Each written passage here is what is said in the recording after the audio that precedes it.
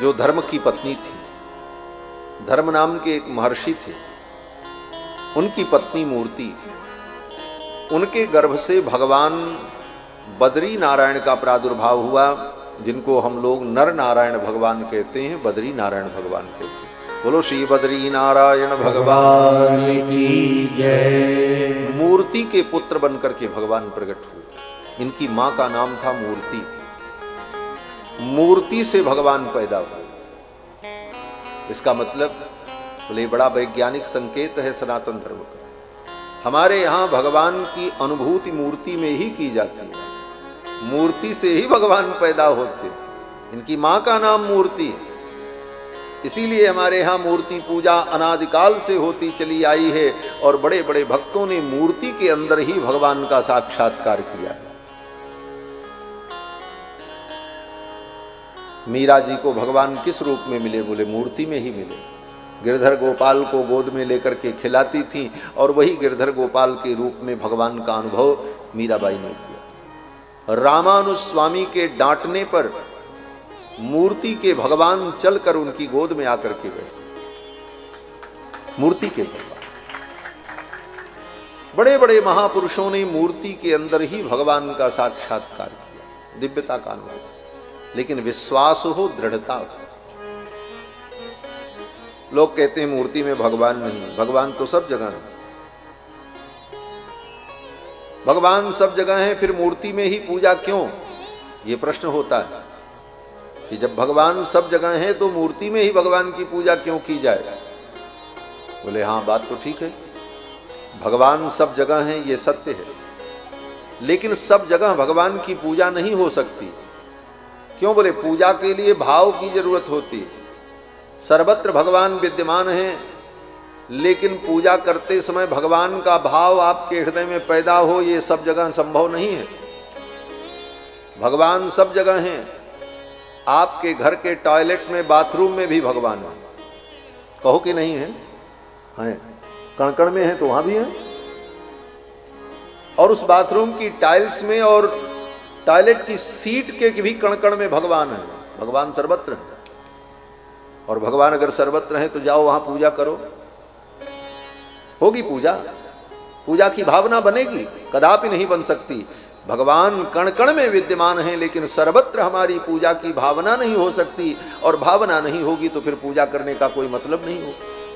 जहां पर हमारी भावना दृढ़ हो, ये भाव लगे कि ये भगवान हैं, कितने सुंदर हैं, कितने अच्छे लग रहे हैं, मनोहर हैं, ये भाव जब होगा तब पूजा करने का आनंद प्राप्त होगा। इसीलिए शास्त्र ने कहा भगवान की सुंदर मनुष्य के रूप में मानवाकृति में विग्रह बना करके और तुम्हें जैसे अच्छा लगे उस तरह श्रृंगार करके, सजा करके उनके अंदर तुम भगवान की भावना करके पूजा करो। इसलिए मूर्ति पूजा का ये विधान शास्त्र में अनादिकाल से हमारे सनातन परंपरा में चला है।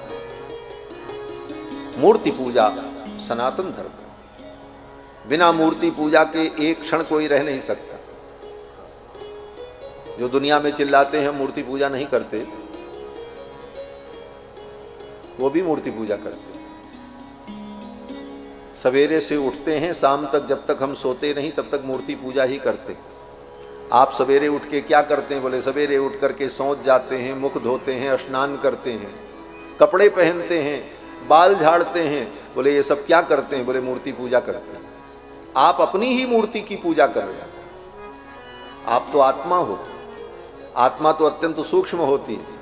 आत्मा को क्या नहलाओगे, क्या खिलाओगे, क्या पिलाओगे? आत्मा क्या पहनेगी? इस शरीर में वो हृदय से अर्जुन तिष्ठति, हृदय के अंदर में अत्यंत सूक्ष्म वो आत्मा जो बाल के नोक के 100 भाग का 100वां भाग है, उतना सूक्ष्म ये आत्मा, उसको तुम कौन सा कपड़ा पहनाओगे, कौन सी कंघी से उसका बाल झाड़ोगे?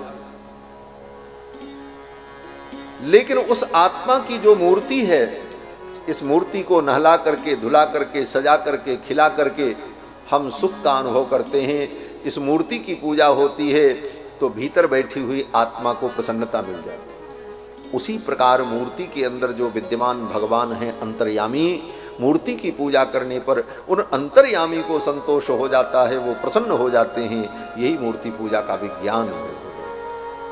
और दुनिया में सब मूर्ति पूजा करते। बिना मूर्ति पूजा के तो कोई रह नहीं सकता। किताब की पूजा करते हो ना, किताब क्या है? वो भी तो मूर्ति है। अगर इस्लाम धर्म या किसी धर्म की किताब हो, उसको फाड़ दो तो कहते हैं हमारे मजहब का अपमान हो गया, कुरान का अपमान हो गया। बोले कुरान क्या है? शब्द ही तो है, शब्द का कोई रूप नहीं होता। लेकिन उस शब्द की भी तुमने मूर्ति बनाई, अक्षर बनाए टेढ़े टेढ़े। हम जिसको क लिखते हैं, बोलते हैं क, ये ध्वनि जो निकली ये शब्द है, ये अक्षर है क। और लिखते कैसे हैं? बोले ऐसे। तो हम जो बोल रहे हैं वही वो क है? बोले वही नहीं है। अंग्रेज लिखेगा तो दूसरे तरह से लिखेगा, तमिल वाला लिखेगा तो दूसरे तरह से लिखेगा, लेकिन ध्वनि वही रहेगी। दुनिया का किसी भाषा का व्यक्ति बोलेगा तो ध्वनि वही निकलेगी, लेकिन उसकी मूर्तियां अलग अलग होंगी। तो ये जो अक्षर लिखे जाते हैं, जो लिपि है, वो क्या है? बोले शब्द की मूर्ति है। वो स्वयं शब्द नहीं है। शब्द तो वो है जो ध्वनि के रूप में निकलता है, और जो लिखा जाता है बोले वो उसकी मूर्ति है।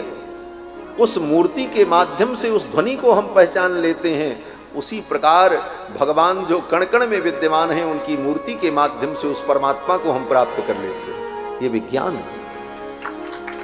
दुनिया में हर व्यक्ति मूर्ति पूजा करता है, और मूर्ति पूजा किए बिना तो ये सृष्टि चल नहीं सकती। सृष्टि की शुरुआत मूर्ति पूजा से हुई। ब्रह्मा जी ने सर्वप्रथम मूर्ति पूजा की, भगवान नारायण की। ब्रह्मा मूर्त हैं, अमूर्त नहीं है।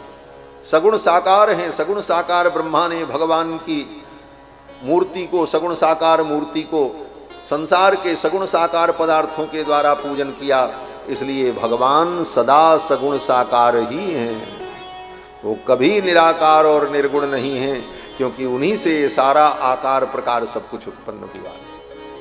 तो मूर्ति के पुत्र का नाम भगवान नारायण, वही बद्री नारायण भगवान हैं, नर नारायण भगवान।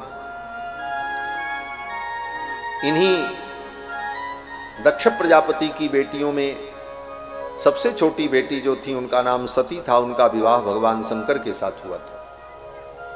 शंकर जी के साथ जब सती का विवाह हुआ तो युवा अवस्था में ही सती ने अपने प्राणों का त्याग कर दिया। ये कथा रामचरितमानस में गोस्वामी तुलसीदास जी ने बड़े विस्तार से लिखी है। कारण बोले पिता के यज्ञ में सती का अपमान हुआ। उस अपमान को सती सहन नहीं कर पाई और सती ने अपने प्राणों का त्याग कर दिया। भगवान शंकर को पता चला कि सती ने अपने पिता के यज्ञ में अपने प्राणों का त्याग कर दिया। और ये पता किससे चला? नारद जी के द्वारा। नारद जी तो अंतर ब्रह्मांडीय संवाददाता हैं। कहाँ का संवाद कहाँ पहुँचाना है, ये काम नारद जी बहुत अच्छे से करते। और नारद जी के संवाद प्रेषण से समाज का कल्याण होता है। पत्रकारिता समाज के कल्याण के लिए होनी चाहिए।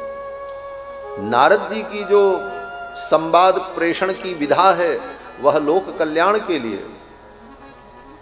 नारद जी ने जाकर के भगवान शंकर को बता दिया, भवो भवान्या निधनम प्रजापतेर असत्कृताया अवगम्य नारदात। नारद जी के द्वारा भगवान शंकर को जब पता चला, भगवान शंकर को क्रोध आ गया। ऐसे भी वो रुद्र हैं, क्रोध के ही रुद्र देवता हैं, रोष के और क्रोध के ही वो देवता हैं, संहार के देवता हैं। क्रोध आया तो भगवान शंकर ने क्रुद्ध सुदष्टोष्ट पुट सधूर जटिर जटाम तडित वन्य सटोग्र रोचिशम। भगवान शंकर को जब क्रोध आया तो उत्कृत्य रुद्र सहसोत्थितो हसन गंभीर नादो विससर्जताम भूल। अपने आसन पर भगवान भोलेनाथ बैठे थे। नारद जी ने जब बताया तो भगवान शंकर को क्रोध आया और भगवान शंकर ने अपने जटा को ऐसे पकड़ा और उखाड़ लिया। एक जटा उखाड़ी और उठ करके भगवान शंकर खड़े हुए और उस जटा को जमीन पर पटक दिया। उत्कृत्य रुद्र सहसोत्थितो हसन गंभीर नादो विससर्जताम भुवि। अपनी जटा को जब भूमि पर पटका भगवान शंकर ने, तो उस जटा से एक बड़ा भयानक पुरुष उत्पन्न हुआ। कराल दृष्टो ज्वलदग्निमूर्धजः कपालमाली विविधोद्यतायुध। कपालों की माला पहने हुए बड़ा भयंकर पुरुष उत्पन्न हुआ महाराज, गर्जना करते हुए, लेकिन बड़ा विनम्र था। उस पुरुष ने भगवान शंकर के चरणों में प्रणाम किया और कहा कि तम किम करोमीति गृणन्तमाह बद्धांजलिम भगवान भूतनाथ। हे भूतनाथ, किम करोमि, मैं क्या करूं, मेरे लिए क्या आज्ञा है। भगवान शंकर ने कहा जाओ जाकर के दक्ष प्रजापति को उसके यज्ञ के सहित समाप्त कर दो। दक्षम स यज्ञम जहि मद्भटानाम त्वमग्रणी रुद्र भटाम शको में। जाकर के दक्ष प्रजापति को उसके यज्ञ के सहित समाप्त कर दो, यही मेरी आज्ञा है। भगवान शंकर की आज्ञा प्राप्त करके वो चल पड़े। उनका नाम क्या था? बोले वीरभद्र। भगवान शंकर के गण वीरभद्र भूत प्रेतों को लेकर के चल पड़े। भूत प्रेत पिशाच डाकिनी शाकिनी कूष्मांड बेताल मारी गण भैरव गण सब को लेकर के वीरभद्र चल पड़े। उद्यम शूलम जगदंत कांतकम सप्राद्रवत घोषण भूषणांग्री। गर्जना करते हुए वीरभद्र भूत प्रेतों को लेकर के चले। दक्ष प्रजापति के यज्ञ में तो हाहाकार मच गया, लोग भागने लगे, लेकिन भाग नहीं पाया। भगवान भृगु ने, महर्षि भृगु ने संकल्प करके आहुति दी। यज्ञ कुंड से 1000 देवता उत्पन्न हुए। भृगु जी ने कहा चप्पे चप्पे पर खड़े हो जाओ, यज्ञ मंडप की सुरक्षा करो, कहीं से कोई विघ्न न होने पाए। वो 1000 देवता यज्ञ मंडप की सुरक्षा करने के लिए खड़े हो गए, लेकिन वो सुरक्षा भी फेल हो गई भगवान शंकर के गणों के सामने। भगवान शंकर के गण आए और उपद्रव प्रारंभ किया महाराज। सब भागने लगे, भगदड़ मच गई, लेकिन भाग नहीं पाए। भागे तो, लेकिन भाग नहीं पाए। क्यों? बोले सब अभागे थे। आज उनका दुर्भाग्य था, उनको दंड मिलना था, इसलिए भाग नहीं पाए। भगवान शंकर के गणों ने पकड़ लिया। भृगुम बबंध मणिमान वीरभद्र प्रजापतिम।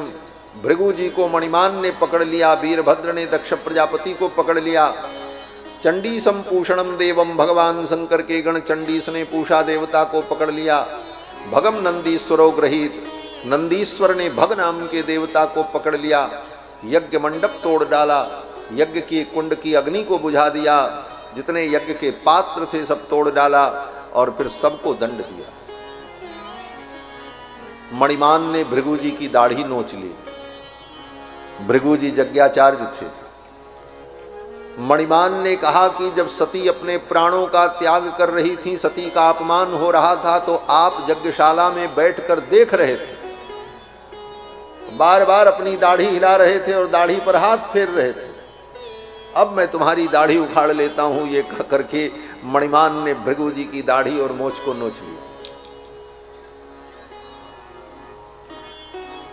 चंडीशम पूषणम देवम। चंडीस ने पूषा देवता को पकड़ा और कहा पूषा, जब सती का अपमान हो रहा था तो तुम दांत दिखा रहे थे, हंस रहे थे, अपने दांत चमका रहे थे, मैं तुम्हारे दांत तोड़ दूंगा। चंडीस ने एक मुष्टिका का प्रहार किया, पूषा देवता के 3200 दांत टूटकर पेट के अंदर चले गए। नंदीश्वर ने भग नाम के देवता को पकड़ा और कहा जब सती का अपमान हो रहा था तो तुम आंख चमका रहे थे, आंखों से इशारा कर रहे थे, देखो अब क्या होता है, अब क्या होता है। जैसे कुछ लोग होते हैं, कोई बात बिगड़ती है तो मजा लेते हैं बैठकर आंखों से इशारा करते हुए, वो भग नाम के देवता ऐसा ही कर रहे थे। नंदीश्वर ने अपनी दोनों अंगली उनके आंख में डाल दी, दोनों आंख फोड़ दी, सूरदास बना दिया। दक्ष प्रजापति को पटक करके वीरभद्र ने उनका सिर धड़ से अलग कर दिया। हाहाकार मच गया। फिर तो भगवान आए, नारायण और ब्रह्मा आए, सबने कहा भगवान शंकर को प्रसन्न करो। सब ने जाकर के भगवान शंकर की स्तुति की, भगवान शंकर प्रसन्न हुए। फिर भगवान शंकर ने सब समाधान किया। भगवान शंकर तो आशुतोष हैं। आशुतोष तुम अवघड़ दानी। आशुतोष का मतलब जो शीघ्र प्रसन्न हो जाए। साधु का यही स्वभाव होता है। साधु कौन? बोले तुम्हारी गलती देखकर जो नाराज हो जाए और जब तुम क्षमा मांग लो, स्वीकार कर लो हमसे गलती हो गई, तो प्रसन्न भी हो जाते हैं। यही साधुता है। साधु के अंदर बद्ध वैर नहीं होता। साधु किसी से बद्ध दुश्मनी नहीं रखता है कि एक बार दुश्मन बना लिया तो अब ये दुश्मन ही रहेगा। साधु तो निर्वैर होता है। भगवान शंकर परम साधु है।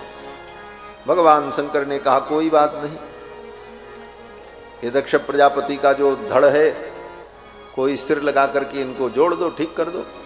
बकरे का सिर लगा करके उनको जीवित कर दिया। बकरे का सिर जब लगा तो दक्ष प्रजापति बकरे की आवाज में बोलने लगे जैसे बकरा बोलता है। इसीलिए आज भी भगवान शंकर के भक्त जब भगवान शिव को जल चढ़ाते हैं तो मुख पर हाथ लगा करके ऐसे ऐसे बकरे की आवाज निकालते। काशी में जाओ, देखो, सुनो, यत्र तत्र, जहां भगवान शिव के उपासक हैं। क्यों? बोले दक्ष प्रजापति का जब बकरे का सिर हो गया, वो बकरे की आवाज में बोले तो भगवान शंकर को हंसी आ गई, हंसने लगे। तो आज भी उस ध्वनि को प्रकट करके भगवान शंकर को प्रसन्न करने का प्रयत्न भक्त लोग करते हैं। ऐसी परंपरा देखी जाती है। मित्र नाम के देवता के साथ भग नाम के देवता रहेंगे, क्योंकि इनकी आंख तो फूट गई है, तो अब इन्हीं के साथ ये रहें और टहलें, घूमें। जैसे किसी के आंख नहीं होती तो आंख वाले व्यक्ति के कंधे पे हाथ रख करके वो चलता है, उसी के सहारे अपना काम करता है। ये सब विधान बना दिया। फिर प्रश्न ये हुआ कि ये यज्ञ कैसे पूरा हो? यज्ञ तो अधूरा रह गया था। तो ब्राह्मणों ने, ऋषियों ने कहा कि वैष्णवम यज्ञ संतत्यैत्री कपालम द्विजोत्तमाः पुरोडासम निरवपन वीर संसर्ग शुद्धये। ये यज्ञ में जो अशुद्धि आ गई, यज्ञ जो बिगड़ गया, इसको शुद्ध करने के लिए विष्णु देवता के निमित्त पुरोडास का यजन किया जाए। फिर भगवान विष्णु के निमित्त पुरोडास का यजन हुआ और भगवान विष्णु की कृपा से वो यज्ञ पूर्ण हुआ। यज्ञ में कोई भी अशुद्धि हो, कमी हो, तो भगवान विष्णु के नामस्मरण से वह कमी दूर हो जाती है। इसी वैदिक प्रक्रिया का अनुकरण लौकिक प्रक्रिया में भी किया जाता है। आज भी कोई भी पूजा की जाती है तो अंत में कहा जाता है यशस्मृत्या च नामोक्त्या तपो यज्ञ क्रियादिषु न्यूनम संपूर्णताम याति सद्यो वंदे तमच्युतम। भगवान अच्युत का स्मरण करने पर, भगवान विष्णु का स्मरण करने पर यज्ञ में जो न्यूनता होती है वो न्यूनता समाप्त हो जाती है, क्योंकि भगवान पूर्ण है। पूर्णमदः पूर्णमिदं पूर्णात् पूर्णमुदच्यते। तो कहीं न कहीं लौकिक कर्मकांड में जो विधान है वह वैदिक कर्मकांड से ही चल करके आया है, मूल उसका वेद है। तो इस प्रकार से दक्ष प्रजापति का यज्ञ पूर्ण हुआ। सती ने प्राण त्याग दिया था, लेकिन मरते समय सती जी ने भगवान से वरदान मांगा। जब सती अपने पिता के यज्ञ में शरीर त्याग रही थी तो उन्होंने भगवान से यही कहा, हे प्रभु, मेरा कहीं भी जन्म हो, लेकिन मैं बार बार भगवान शिव की पत्नी बनूं, शिव ही मेरे पति हों। यही कामना करके सती ने अपने प्राणों का त्याग किया। सती मरत हरि सन बर मांगा, सती मरत हरिसन बर मांगा, जन्म जन्म शिव पद अनुरागा, जन्म जन्म शिव पद अनुरागा। तेहि कारण हिमगिरि ग्रह जाई, तेहि कारण हिमगिरि ग्रह जाई। जनमी पार पति तनु पाई, जनमी पार पति तनु पाई, जनमी पार पति तनु पाई। मरते समय सती जी ने यही मांगा कि मैं भगवान शिव की पत्नी बनूं, इसीलिए उनका अगला जन्म हिमालय के यहाँ हुआ। हिमालय पर्वत की बेटी बनी, इसीलिए उनका नाम पार्वती पड़ा। पर्वत की बेटी इसीलिए पार्वती कहलाई, और फिर उनका विवाह भगवान शंकर के साथ हुआ। ये सब कथा सुखदेव जी ने राजा परीक्षित को बताई। इसके बाद मनु जी के पुत्र महाराज उत्तानपाद, उनके पुत्र श्री ध्रुव जी महाराज भगवान के परम भक्त हुए। ये भागवत ग्रंथ भक्त और भगवान का चरित्र है। इस ग्रंथ में भगवान की कथा और भगवान के भक्तों की कथा है।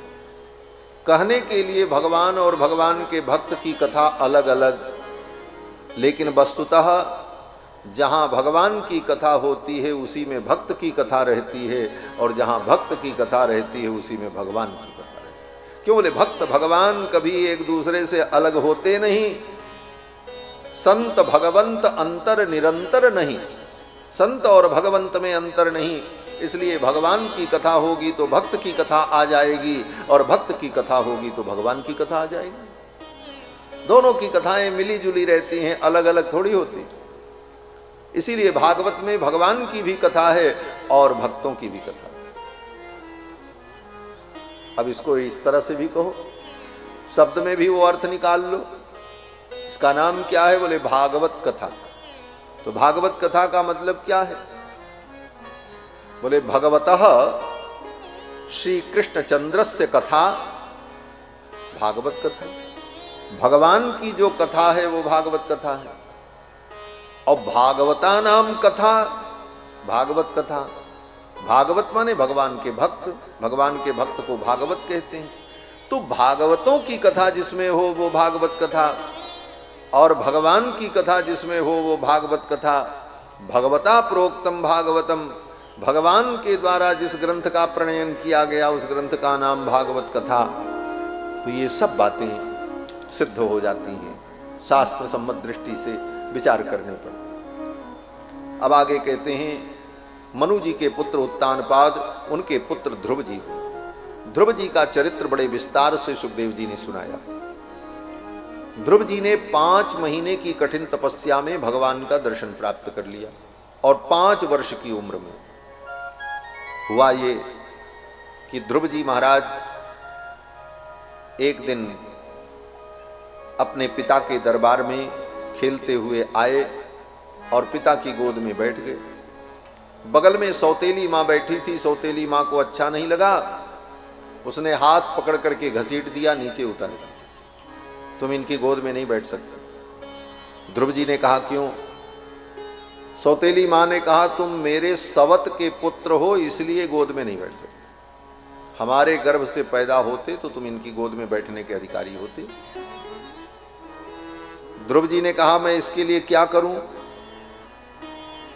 सौतेली माँ ने कहा जाओ तपस्या करो, और तुम्हारी तपस्या से भगवान प्रसन्न हो जाएं तो वरदान मांगना कि मेरा अगला जन्म सुरुचि के गर्भ से हो, और जब मेरे गर्भ से तुम पैदा होगे तब पिता का ये उत्तराधिकार तुम्हें प्राप्त होगा। इतनी बड़ी बात सौतेली माँ ने ध्रुव जी को कही। 5 वर्ष के ध्रुव जी को बहुत दुख हुआ।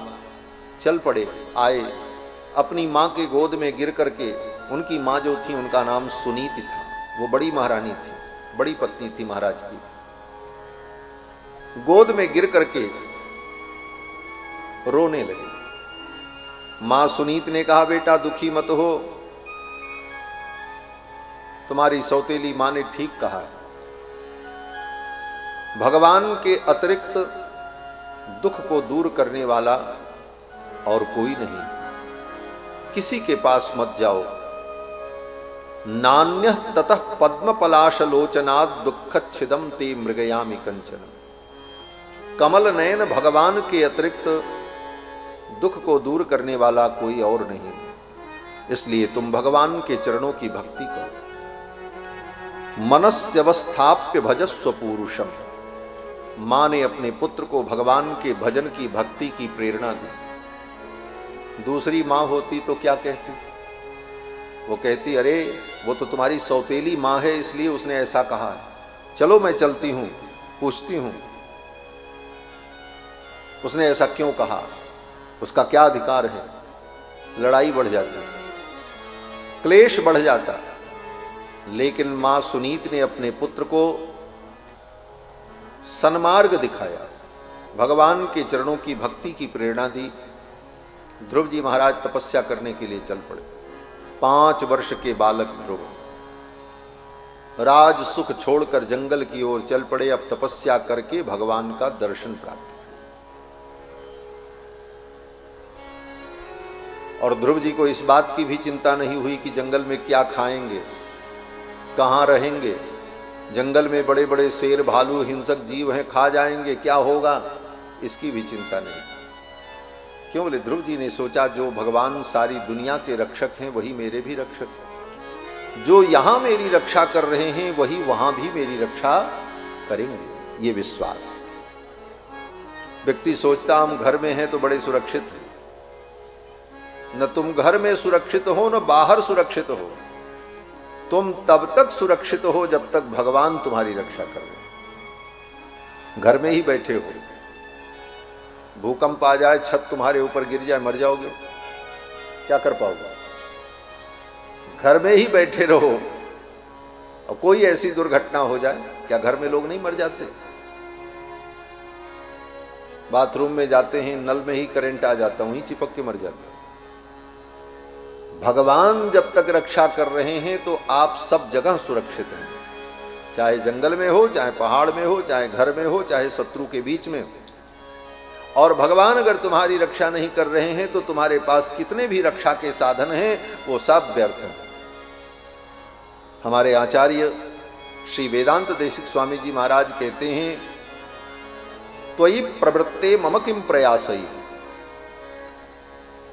त्वयि प्रवृत्ते, हे भगवान, अगर आप मेरी रक्षा में प्रवृत्त हैं तो मम किम प्रयासई, मेरे प्रयास का क्या मूल्य है? भगवान अगर हमारी रक्षा करने को तैयार बैठे हैं तो हमको प्रयास करने की क्या जरूरत है? मम किम प्रयासई ही, मेरे प्रयास का मूल्य क्या है? और फिर आगे कहते हैं कि त्वयि अप्रवृत्ते मम किम प्रयासई। हे भगवान, अगर आप मेरी रक्षा में प्रवृत्त नहीं हैं, आप मेरी रक्षा नहीं करना चाहते हैं, तो मम किम प्रयासई ही, मेरे प्रयास से क्या होने वाला है? दोनों स्थिति है। आचार्यों का चिंतन कितना सूक्ष्म होता है। जहां तक हमारी बुद्धि नहीं जा सकती, आचार्य जन वहां तक विचार करके इन विषयों को, तथ्यों को स्पष्ट करते। कितना सुंदर तर्क है। त्वयि प्रवृत्ते मम किम प्रयासई, त्वयि अप्रवृत्ते मम किम प्रयासई। दोनों स्थिति में हमारे प्रयास का कोई मूल्य नहीं है। भगवान रक्षा करेंगे तो हमको करने की जरूरत नहीं, और नहीं करेंगे तब भी करने की जरूरत नहीं, क्योंकि करके करेंगे क्या? क्या होगा? कुछ होने वाला नहीं। यह विश्वास भगवान में दृढ़ हो। ध्रुव जी महाराज चल पड़े, कोई चिंता नहीं। रास्ते में नारद जी मिल गए, भगवान ने नारद जी को भेजा। कोई जीव जब भगवान की ओर आगे बढ़ता है तो भगवान स्वयं कृपा करके किसी मार्गदर्शक को, किसी सदगुरु को भेज देते। गुरु ढूंढना नहीं पड़ता, भगवान की कृपा से गुरु की प्राप्ति होती है। आप केवल भगवान में अपने मन को लगाओ, भगवान की ओर बढ़ने का प्रयत्न करो, फिर आगे क्या करना है बोले वो सारी जिम्मेदारी भगवान की होती। भगवान स्वयं कोई गुरु भेज देंगे, साधन जुटा देंगे, व्यवस्था बना देंगे, कुछ न कुछ रास्ता तय हो जाएगा। नारद जी को भेज दिया, नारद जी आए और नारद जी ने ध्रुव जी को मंत्र दिया। गुरु कौन होता है? बोले जो शास्त्रज्ञ हो, आचार्यो वेद संपन्नो, विष्णु भक्तो विमत्सरः, मंत्रज्ञो मंत्र भक्तश्च सदा मंत्राश्रय शुचि। इन लक्षणों से युक्त आचार्य नारद आए और नारद जी ने ध्रुव जी को मंत्र दिया। क्या मंत्र दिया? बोले 12 अक्षर का मंत्र प्रसिद्ध है भागवत में। ओम नमो भगवते वासुदेवाय। ये 12 अक्षर का मंत्र। इन्हीं 12 अक्षरों की एक एक अक्षर की व्याख्या 12 स्कंद श्रीमद् भागवत महापुराण है। श्रीमद् भागवत महापुराण में 12 स्कंद हैं और इसी द्वादशाक्षर मंत्र के एक एक अक्षर की व्याख्या ये श्रीमद् भागवत महापुराण है। इस मंत्र की बड़ी महिमा है। कितनी महिमा है इस मंत्र की? बोले इसका वर्णन है, नारद जी कहते हैं कि जप्यश्च परमो गुह्य श्रूयताम में नृपात्मज। हे राजपुत्र ध्रुव, अब मंत्र को सुनो, मैं तुमको बता रहा हूं, इसको तुम जपना। इसकी विशेषता क्या है?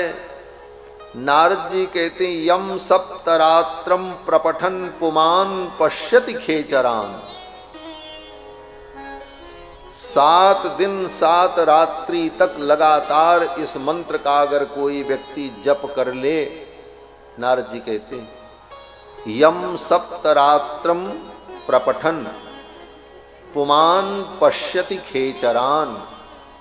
7 दिन इस मंत्र का जप कर ले, 1 सप्ताह अनवरत, तो आकाश में जो चलने वाले देवता हैं, हमको आपको नहीं दिखते, लेकिन ये आकाश में देवता लोग चलते रहते हैं। देवताओं का विमान आता जाता रहता है। वे सारे देवता दिखाई पड़ने लग जाएंगे। 7 दिन केवल जप करने का परिणाम ये होगा, ऐसी दृष्टि हो जाएगी, पुमान पश्यति खेचरान। और इससे भी अधिक उपासना अगर की तो ब्रह्मादिक देवताओं का दर्शन होने लगे। और अनवरत इस मंत्र का जप अगर 12 दिनों तक व्यक्ति ने किया,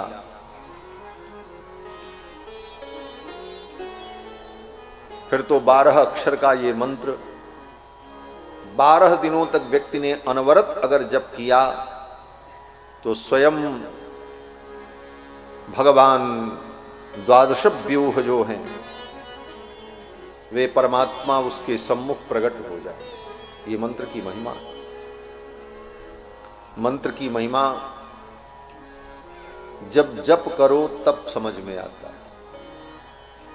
जप करके देखो तब इसकी महिमा समझ में आती है। नारद जी ने उपदेश दिया और कहा जाओ जमुना के किनारे वृंदावन में जाकर इस मंत्र का जप करना। और एक काम करना, जमुना की मिट्टी लेकर, बालू लेकर के एक आकृति बना लेना और भावना करना कि ये भगवान है। अभी मूर्ति पूजा की बात आई थी। नारद जी ने ध्रुव जी को मूर्ति पूजा की सलाह दी है। नारद जी कहते मंत्रेणानेन देवस्य कुर्यात् द्रव्यमयीं बुधः।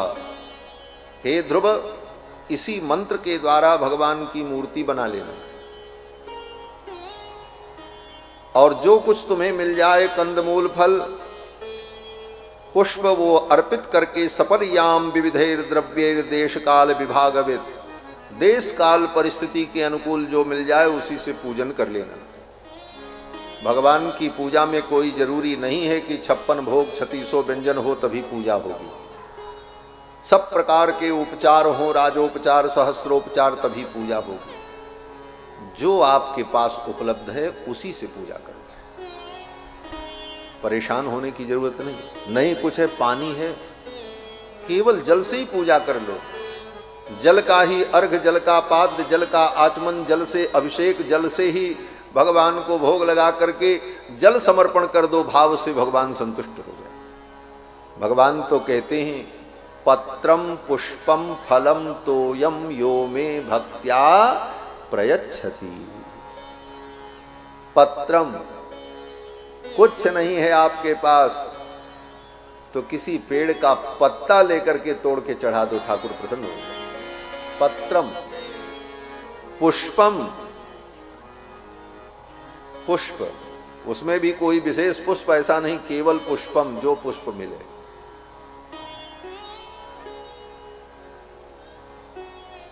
एक बार की घटना, हमारे गुरुजी शालिग्राम भगवान को स्नान करा रहे थे, पूजा के लिए फूल देना था, तुलसी तो मिल गई, फूल नहीं मिला। जहां ठहरे थे आसपास कहीं कोई फूल मिला नहीं। गांव था, सरसों का खेत लगा था, तो गुरुजी कहे वो सरसों का जो फूल है वही ले आओ, भगवान को चढ़ाओ। सरसों के पीले पीले फूल तोड़ करके मंगवाए और लेकर के ठाकुर जी को चढ़ा करके पूजा कर। श्रद्धा होनी चाहिए। भगवान कमल का ही पुष्प स्वीकार करेंगे, भगवान अमुक पुष्प ही स्वीकार करेंगे ऐसा नहीं है। तुम्हारी श्रद्धा का सुमन वो स्वीकार करते हैं। पत्रम पुष्पम फलम तोयम यो में भक्त्या प्रयच्छति। ध्रुव जी ने को नारद जी ने सलाह दी पूजा करना और मंत्र का जप करना। ध्रुव जी आए, मंत्र का जप करने लगे। 3 दिन 3 रात्रि तक लगातार मंत्र का जप करते रहे। फिर 3 दिन 3 रात्रि लगातार मंत्र का जप किया। ये करते करते 1 महीना बीत गया। दूसरा महीना लगा तो 6-6 दिन तक लगातार मंत्र का जप करते रहे। तीसरे महीने में 9-9 दिन तक लगातार मंत्र का जप करते रहे। चौथा महीना आया तो 12-12 दिन तक। चतुर्थमपि वै मासम द्वादशे द्वादशे हनि, 12-12 दिन तक। 5वां महीना जब आया तो अपनी श्वास को भी जीत लिया और अखंड समाधि लग गई। 5 वर्ष के ध्रुव जी को 5 महीने में अखंड समाधि लग गई। वो भी एक पैर पर खड़े होकर, गद्दी लगा करके, बिस्तर लगा करके नहीं। तपस्या तो ध्रुव जी से सीखो। लोग कहते हैं महाराज हम गुफा में गए थे तपस्या करने, और गुफा के अंदर भी बढ़िया चादर ओढ़ करके फोटो खिंचाते हुए तपस्या कर रहे हैं। वहां भी जब कैमरा लेकर के फोटो खींची जा रही है तो कौन सी तपस्या होगी, हमको बताओ भाई। ध्रुव जी तो एक पैर पर खड़े होकर के तप कर रहे थे, खुले आसमान में। ध्यायन् ब्रह्म पदैकेन तस्थौ स्थाणुरिवाचलः। ये कलयुग है महाराज। कलयुग में तपस्या कम होती है, तपस्या को भुनाया ज्यादा जाता है। लोग जाने कि हम बहुत बड़े तपस्वी, तपस्या कम होती है। तपस्या लोग देखें कि हम तपस्या कर रहे हैं, ये दिखाना ज्यादा महत्वपूर्ण हो जाता है। और भक्ति और प्रेम, इसमें जब दिखावा और प्रदर्शन आता है तो भक्ति और प्रेम क्षीण हो जाता है। प्रेम को ही भक्ति कहते हैं। इसीलिए किसी कवि ने कहा है कि मोहब्बत दिखावे से नफरत किया करती है। लोगों ने कहा मोहब्बत की पहचान बना दी क्या? बोले ताजमहल बना दिया। बोले व्यर्थ किया तुमने। मोहब्बत दिखावे की चीज थोड़ी।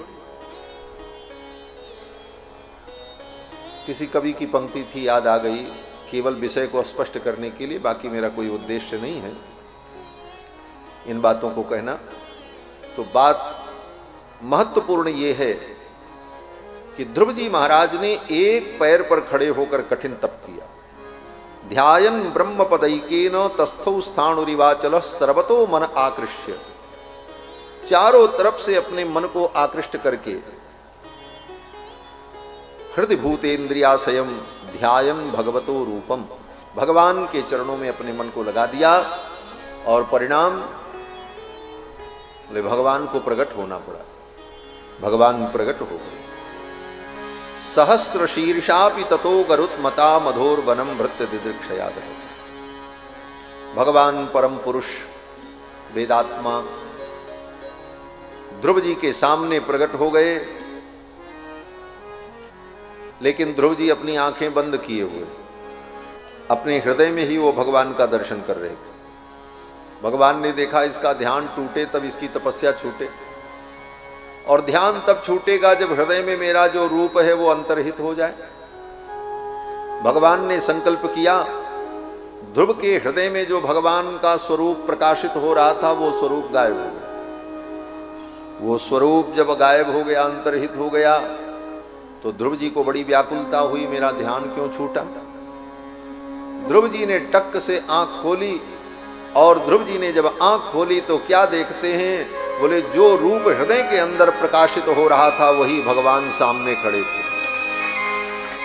सशंख चक्रम सकिरीट कुंडलम सपीत वस्त्रम सरसी रुहेक्षणम सहार वक्षस्थल कौस्तुभ श्रियम नमामि विष्णुम शिरसा चतुर्भुज। शंख चक्र गदा पद्म धारण किए, पीतांबर वनमाला विभूषित भगवान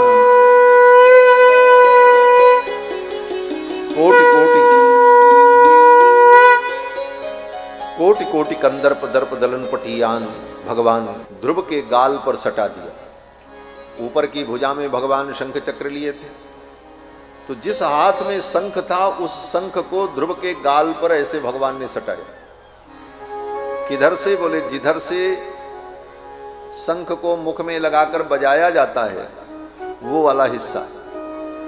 भगवान के अधरों का प्रसाद जिस शंख में संपृक्त था, भाई भगवान शंख बजाएंगे तो मुंह में लगा के ही तो बजाएंगे, तो भगवान के ओंठों का अधरों का स्पर्श जिस शंख के भाग में हुआ, संपूर्ण विद्या तो मुख में ही होती है, और भगवान के मुख में तो सब कुछ विद्यमान है, समस्त ज्ञान विज्ञान। और वह प्रसाद जिस शंख में, वह शंख ध्रुव के गाल में ऐसे सटा दिया। और उसी समय चारों वेद, 6 शास्त्र, समस्त विद्याएं ध्रुव के अंदर प्रकट हो गई। पढ़ना नहीं पड़ा। इसी बात को विद्वानों ने कहा, संतों ने कहा, पोथी पढ़ी पढ़ी जगमुआ पंडित भया न कोई, ढाई आखर प्रेम का पढ़े सो पंडित हो। ये ढाई आखर क्या है, बोले भगवान से प्रेम हो जाए, मन तुम्हारा निर्मल हो जाए, फिर तो सारी विद्याएं तुम्हारे अंदर आने के लिए उतावली खड़ी हैं, वो तुम्हारे अंदर प्रवेश करना चाहती हैं, योग्यता का संपादन तो हो जाए। हमारे पूज्य महाराज श्री कहा करते थे कि ध्रुव 5 वर्ष के बालक, बड़े सुंदर, बड़े मनोहर, और इतनी कठिन तपस्या की।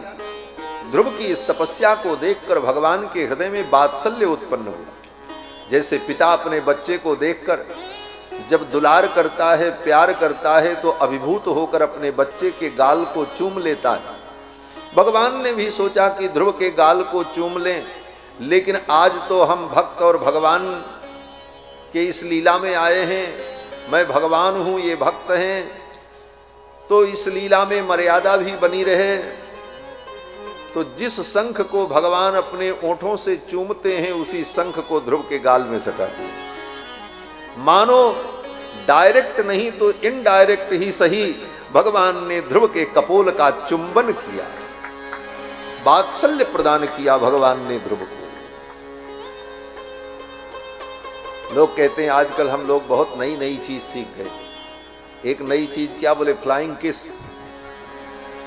भगवान से सीखो।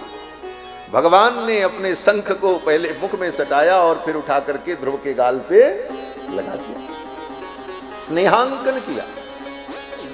यह एक प्रकार से प्रेम और कृपा दोनों का प्रदर्शन इस लीला में भगवान के द्वारा हुआ। फिर तो ध्रुव जी के अंदर समस्त विद्याएं प्रकट हो गईं और ध्रुव जी ने भगवान की बड़ी सुंदर स्तुति की है। ध्रुव जी कहते हैं, मेरे अंतःकरण में प्रविष्ट होकर के आपने मेरे ज्ञान विज्ञान को जागृत कर दिया, मेरी समस्त चेतना को आपने सुव्यवस्थित कर दिया। आपके चरणों में मैं प्रणाम करता हूँ। ध्रुव जी ने बड़ी सुंदर स्तुति की।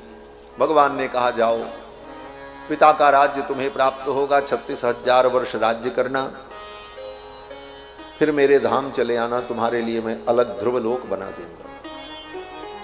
ये सब कह करके भगवान जब अंतर्धान हो गए तो ध्रुव जी को बड़ा पश्चाताप हुआ। ध्रुव जी को पश्चाताप हुआ कि मैं कितना अभागा हूं। बोले किस बात के अभागे हो?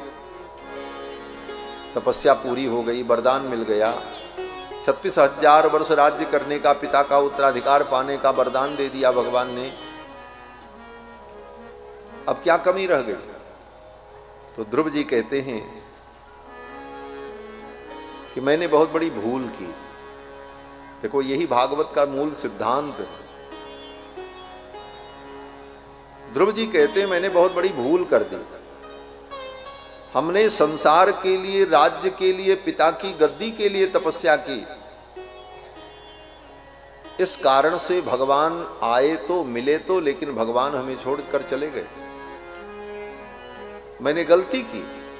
जो संसार के बंधन को मिटाने वाले हैं उन भगवान से मैंने संसार का बंधन मांगा, ये भूल हमसे हुई। भवच्छिदः पाद मूलम गत्वा याचे यदंतवत, ये ध्रुव जी का वाक्य है। ध्रुव जी कहते हैं जो भवच्छिद हैं, संसार के बंधन को मिटाने वाले हैं, उनके चरणों में जाकर के मैंने संसार का बंधन मांगा। ये मेरा दुर्भाग्य था। अगर ये हम न मांगते और भगवान से कहते प्रभु अब आप मिल गए, अब आप हमको अपने साथ ले चलो, तो मैं भगवान के साथ चला जाता, ये संसार का बंधन छूट जाता और संसार की इस माया से हम मुक्त हो जाते। लेकिन अब तो 36,000 वर्ष इसी संसार में हमको रहना पड़ेगा। ये पश्चाताप हो, और एक बार नहीं, 2-2 बार पश्चाताप हुआ। भागवत में लिखा है, पढ़ लेना। तो इसका संकेत यही है कि भगवान की भक्ति करो, लेकिन संसार के लिए नहीं। संसार की तुच्छ चीजों को पाने के लिए भगवान की भक्ति करोगे कि भगवान हमको ये दे दें, भगवान हमको ये दे दें, बोले वो सब तुम्हारे लिए बंधन का कारण बनेगा। भगवान से तो भगवान को मांगो। स्वयंभू मनु ने भगवान से भगवान को मांगा। भगवान ने कहा मांग मांग बर भई नभ बानी, तो मांग लेते वरदान कुछ भी, लेकिन नहीं। स्वयंभू मनु ने कहा महाराज पहले तो हम ये वरदान मांगना चाहते हैं कि आपका हमको दर्शन हो। पहली इच्छा तो ये है कि आपका दर्शन हो। भगवान ने कहा हम किस रूप में दर्शन दें, सब रूप तो हमारा ही है। स्वयंभू मनु ने कहा जो स्वरूप बस शिव मन माही, जहि कारण मुनि जतन कराही, जो भुसुंड मन मानस हंसा, सगुन अगुन जहि निगम प्रशंसा, देखहि हम स्वरूप भरि लोचन, कृपा करहु प्रणतारति मोचन। हे भगवान हमको उस रूप का दर्शन। भगवान उसी रूप में प्रकट हुए। भगत बचल प्रभु कृपा निधाना, विश्ववास प्रगटे भगवाना, नील सरोरुह नीलमणि, नील नीर धर श्याम, लाजहि तन शोभा निरख कोटि कोटि शत काम। दर्शन किया। भगवान ने कहा मांगो वरदान। फिर भगवान वरदान देने को तैयार।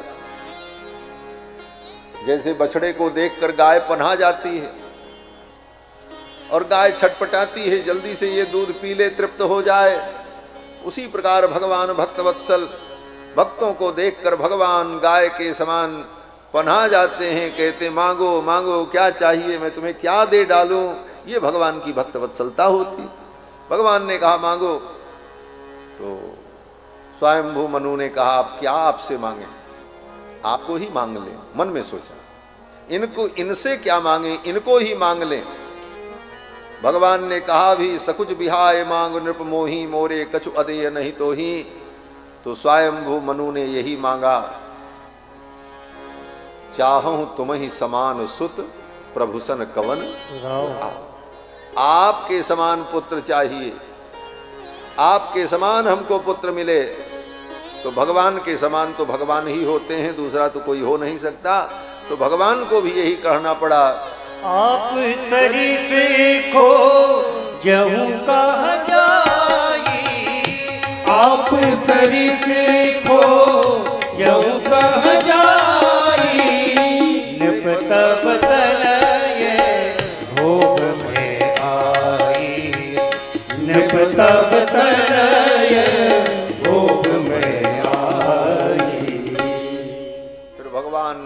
मांग लिया और भगवान पुत्र बनकर किया।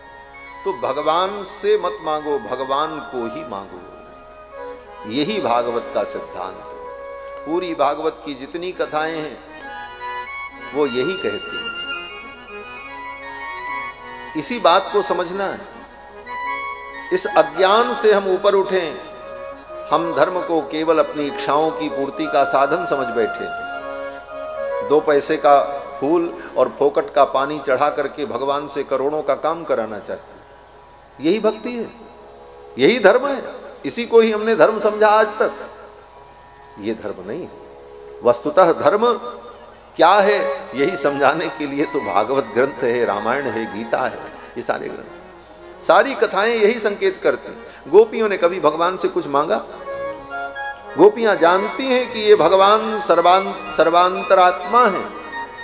गोपियां गोपी गीत में कहती हैं, न खलु गोपिका नंदनो भवान अखिल देहिनाम अंतरात्म दृक् बिखन सार्थितो विश्वगुप्तये सख उदयवान सात्वताम कुले।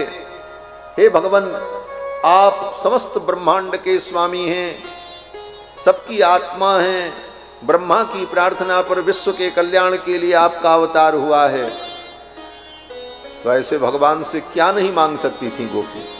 लेकिन कहीं गोपियों ने भगवान से कुछ मांगा हो तो बताओ। गोपियां यही कहती, हे श्याम सुंदर, तुम्हारा दर्शन हमको मिले। दयित दृश्यताम दिक्षुतावकाश त्वयि धृता सवस्त्वाम विचिन्वति। क्या पंक्तियां हैं महाराज। जीवन बीत जाए इसका रस लेते लेते, लेकिन ये रस कभी अब खत्म होने वाला नहीं है। ये भागवत है। गोपियां कहती हैं और मुझे कुछ नहीं चाहिए। दयित दृश्यताम दिक्षुतावकाश त्वयि धृता सवस्त्वाम विचिन्वते। आप में मेरे प्राण हैं, इसलिए मैं आपको ढूंढ रही हूं, आप हमको मिल जाओ। कभी गोपियों ने कुछ नहीं, किसी भक्त ने, प्रहलाद जी ने भी कुछ नहीं। प्रहलाद जी से भगवान ने कहा मांगो, क्या चाहिए? प्रहलाद जी ने कहा यही दे दीजिए कि कभी मेरे मन में कुछ मांगने की इच्छा ही न हो। लो, कितना सुंदर वरदान मांगा। भगवान ने कहा प्रहलाद मांगो, तो प्रहलाद ने कहा कामानाम हृत सम्रोहम भवतस्तु वृणे वरम। हे भगवान, हम यही वरदान मांगते हैं कि मेरी कामनाओं का सदा के लिए अंत हो जाए, कभी मेरे मन में कोई कामना ही उत्पन्न न हो। यही हम वरदान मांगते हैं। यही भागवत है। भागवत यही सिखाती है कि धर्म के वास्तविक स्वरूप को समझो। भगवान ही साक्षात धर्म है। रामो विग्रहवान धर्मः धर्मस्य प्रभुरच्युतः। भगवान अच्युत ही धर्म के स्वामी हैं। और उस धर्म को हम प्राप्त कर लें और भगवान के प्राप्त होने पर सब कुछ स्वतः प्राप्त है। और संसार की नश्वर वस्तुओं के लिए हम भगवान को भजें और धर्म कर्म में लगें तो उसका परिणाम क्या होगा? तो उसका परिणाम यही होगा कि वो वस्तुएं भी एक दिन नष्ट होंगी और तुम्हारी साधना जो है वह भी एक दिन व्यर्थ चली जाएगी। और वही है कि न संसार ही तुमको ठीक से मिल पाएगा और न भगवान ही मिल पाएगा। इसलिए भागवत के सिद्धांत को सुनकर समझकर भगवान के चरणों में हम निष्काम भाव से भक्ति करें। यही आत्मा का स्वरूप है, यही हम जीवात्मा का कर्तव्य भी है। इसे समझें, यही भागवत समझाती है। तो अब आगे हम नहीं समझाएंगे क्योंकि 5:30 बज गए। अब बाकी कल बताएंगे। और कल बहुत सारी कथाएं हैं, उन सारी कथाओं को कहते हुए सबका स्मरण करेंगे। वामन भगवान का भी चरित्र आएगा, क्योंकि वामन भगवान के चरित्र के बाद तो फिर सीधे कृष्ण चरित्र में ही जाना रहता है। क्योंकि 9 और 8वें स्कंद में वामन भगवान का चरित्र, फिर 9वें में वंश वर्णन और 10वें में भगवान का अवतार ही है। तो कल चतुर्थ दिवस की कथा रहेगी। कल भगवान के कृष्ण जन्मोत्सव का हम सभी लोग आनंद लेंगे।